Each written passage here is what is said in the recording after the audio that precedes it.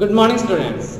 आज हम एक नया चैप्टर स्टार्ट करेंगे आपकी हिस्ट्री में से, जो कि है chapter second, page number 10, okay, on the trail of the earliest people. Okay, इस चैप्टर को पढ़ने का जो मेन जो एम है वो ये है कि हम इसमें जो अर्ली पीपल थे, कि जो लास्ट लेक्चर में हमने पढ़ा था कि अर्ली पीपल्स कैसे वो हंटर्स थे, गैदरर्स थे, कैसे उन्हें एग्रीकल्चर में आए, तो उस समय वो लोग कैसे रहते थे, कि क्या क्या टूल्स यूज़ करते थे, कौन कौन से औजार यूज़ करते थे, कैसे खाना खाते थे या किस टाइप का खाना खाते थे, कि क्या सोर्सेज थे।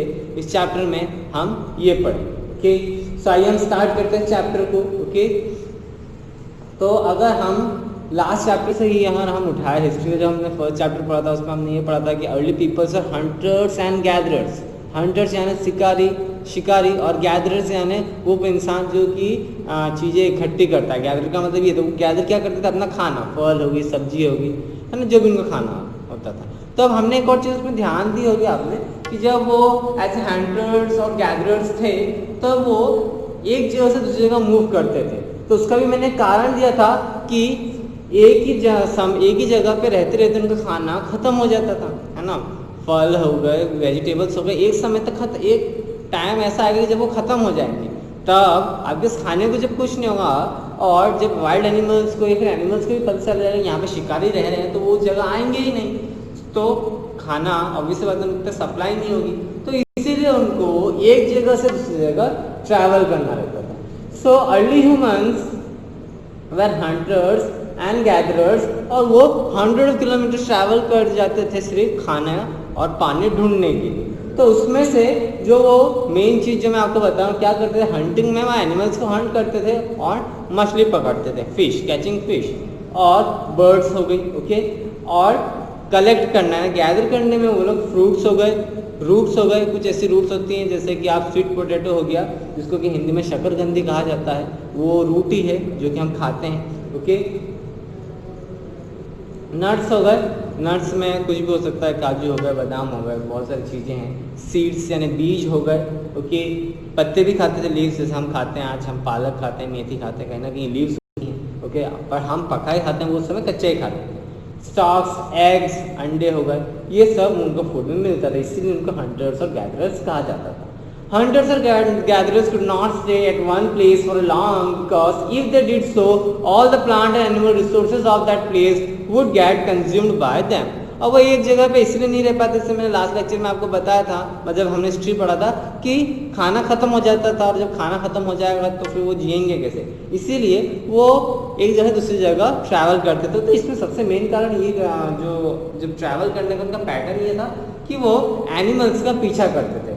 दो एनिमल्स का पीछा करते करते कोई ऐसी जगह, मतलब जब तक वो शिकार नहीं करते, जब तक उनको ऐसी जगह नहीं पहुंचे जहाँ पर पीने का पानी भी, एनिमल्स को भी प्यास लगती, वो भी पीने का पानी ढूंढेंगे, वो भी कुछ ना कुछ अपने लिए खाना ढूंढेंगे, तो वो अपना खाना भी ढूंढेंगे। तो इससे उनको एक तरीके से गाइडेंस मिल जाता था कि एनिमल जहाँ जा रहा है उसको वहाँ पहले फॉलो करते थे, ताकि उनको उस जगह की वेजिटेशन, वहाँ पर पानी अवेलेबल है नहीं है, उसके बारे में पता चल जाता था। ओके, इसके साथ साथ वो वाटर सोर्सेज के लिए भी ट्रैवल करते, जहाँ पानी हो तो उसके लिए वो रिवर्स, स्ट्रीम्स, लेक्स, पोन्स, ये सब ढूंढते थे। Hunters and gatherers frequently shifted their base due to the seasonal changes. Different plants would bear fruits in different season. और एक और कारण ये होता था कि आप सभी जानते हो कि कोई भी प्लांट है, कोई भी सब्जी है ना, वेजिटेबल्स है, या फिर कोई भी फ्रूट है, वो एक पर्टिकुलर सीजन में ग्रो होता है। लाइक जैसे आम है, आम गर्मियों में ही आते हैं।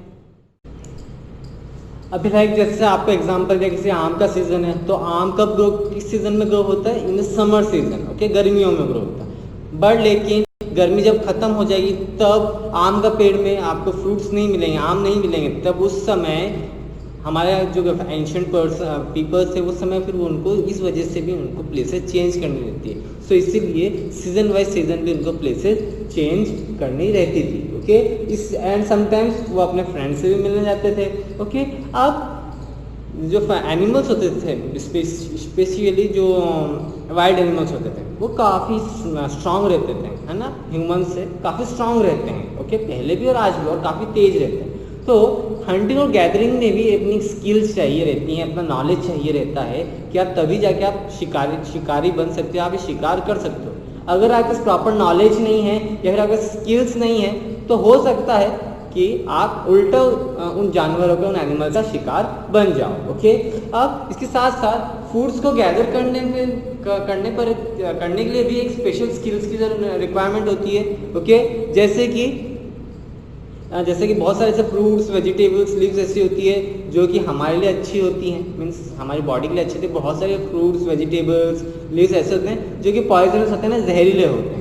तो इन सारी चीज़ों का भी नॉलेज होना चाहिए, वरना हो सकता है जान चली जाए after consumption of fruits and other vegetables, ऐसे पॉइजनस वेजिटेबल्स। ओके, अब जो हम नेक्स्ट टॉपिक पढ़ेंगे वो हम पढ़ेंगे how do we know about the earliest people. हमने लास्ट यानी जब हमने हिस्ट्री पढ़ी थी आखिरी बार, तब हमने पढ़ा था कि एंशिएंट टाइम्स में हमें एंशिएंट पीपल्स के बारे में नॉलेज के थ्रू मिलता है, फॉसिल्स के थ्रू, जो पुराने अवशेष रह जाते हैं, है ना, पुराने जो एनिमल्स थे उनके हड्डियों से, उनके टूल्स से, इनसे पता चलती है।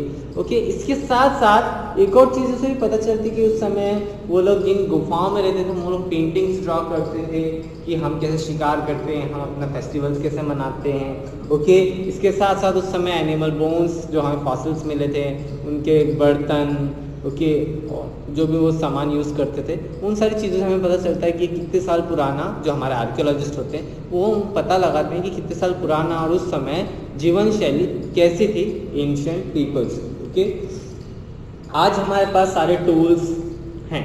ओके, आपको अगर कोई भी चीज़ काटने का आपके पास नाइफ है और भी अदर मशीनरी टूल्स हैं जो कि आपकी लाइफ को बहुत ज़्यादा इजी और कंफर्टेबल कर देते हैं। बट लेकिन जब ये अर्ली ह्यूमंस जब उस समय जी रहे थे तब ऐसी टेक्नोलॉजीज, ऐसे टूल्स नहीं थे। ओके, जब उन्होंने अपना जीवन स्टार्ट किया था, जब तो उन्होंने सिंपल स्टोन्स से ही स्टार्ट किया था। ओके, सिर्फ पत्थरों से ही स्टार्ट किया था। उनके पास पत्थर ही थे अपने आप को बचाव के लिए, इसीलिए वो अपने साथ बड़े बड़े पत्थर रखते थे ताकि इन केस अगर एनिमल्स उन पर रात को सोते टाइम कभी भी अटैक करे तो अपने आप को बचा सके। ओके, तो इसीलिए उन्होंने अपने साथ वो कुछ टूल्स बना के रखने लगे कि अगर एनिमल्स ने हमला कर दिया तो हमें उनको कैसे रोके। तो जैसे कि आपको अभी इमेज दिख रही है कि एनिमल्स को हंट करने के लिए वो लोग स्टोन्स का यूज़ करते हैं। यहाँ पे एक पर्सन इसी स्टोन के हेल्प से इस ट्री की जो बार्क है या ब्रांच है उसको तोड़ने की कोशिश कर रहा है ताकि इससे ये कोई हथियार बना सके। ये वाला जो है यहाँ पर ये एनिमल स्किन है, ये एनिमल से चमड़ी होती है ना, उसका यूज करके ये अपने कपड़े बना रहे हैं। ओके, अब एसेट इस पीरियड को कि जहाँ पर पत्थरों का यूज किया जाता था, इस पीरियड ऑफ टाइम को हम बोलते हैं स्टोन एज। ओके, ये कम से कम आज से 2 मिलियन ईयर्स यानी कम से कम 2000 साल पहले की बात है और ये कम से कम 5000 साल तक चलती है। ओके, इस दौरान इन्होंने काफ़ी सारे इम्प्रूवमेंट किए, इन स्टोन्स में भी काफ़ी सारे इम्प्रूवमेंट्स करे। आगे जाके हम पढ़ेंगे कैसे इन स्टोन्स से इन्होंने हथियार बनाए, नुकीले हथियार बनाए, ये हम आगे धीरे धीरे आगे पढ़ेंगे। तो इसी में जो स्टोन एज है उसको 3 पार्ट्स में डिवाइड किया। तो सबसे पहला है paleolithic age, second one is the mesolithic age and third one is the neolithic age. सबसे पहले हम पढ़ेंगे पैलियोलिथिक एज जो कि सबसे पहली एज थी। Okay, the earliest phase of the stone age is called paleolithic age. Paleolithic word जो आया वो ग्रीक वर्ड से आता है। पैलियो का मतलब होता है पुराना यानी ओल्ड एंड लिथोस मतलब स्टोन, तो पुरानी ओल्ड स्टोन वाली ये सबसे पहले जो स्टोन यूज किए जाते थे अर्ली पीपल्स उसके बारे में है। ये कम से कम आज से 2000 साल पहले इस्तेमाल किए गए थे। Okay, and last 12,000 years ago 200,000 years ago start किया था और 12,000 ईयर्स तक ये चला। ओके, अब during the paleolithic age human beings did not know how to make stones and therefore use their original form. अब पैलियोलिथिक एज वाली age है जब इनको ज़्यादा नॉलेज नहीं था पत्थरों का किससे हम टूल्स बना सकते हैं। जैसा भी इनको स्टोन मिलता था, जैसे पत्थर मिलता था वो उसी को इस्तेमाल कर लेते थे। तो इसीलिए ये जो पत्थर होते थे ये ना ज़्यादा शार्प होते थे, शार्प यानी नुकीले नहीं होते थे, ना ज़्यादा पॉलिश होते थे और साइज इनकी काफ़ी बड़ी होती थी। ओके, आप जो मैनी ऑफ दिस टूल्स जो ऐसे पत्थर जो हमें मिले वो आर्कियोलॉजिकल साइट्स यानी पुरानी जगह जहाँ पर इनके पुराने अवशेष हथियार मिलते हैं उनको हम आर्कियोलॉजिकल साइट्स बोलते हैं। ये भीमबेटका हंसी और कर्नल केव्स के में मिले हैं। ये तीनों केव्स के नाम है। भीमबेटका एमपी में सिचुएट करती है।